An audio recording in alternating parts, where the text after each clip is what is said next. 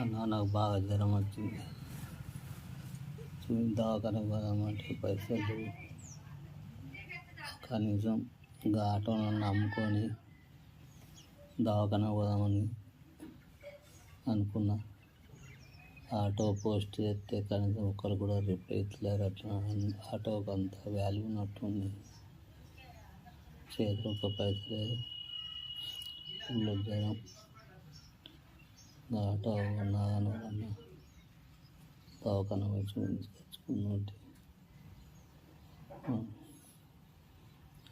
ఏదన్నా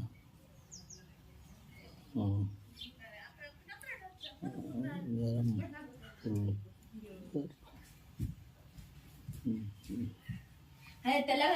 అయ్యో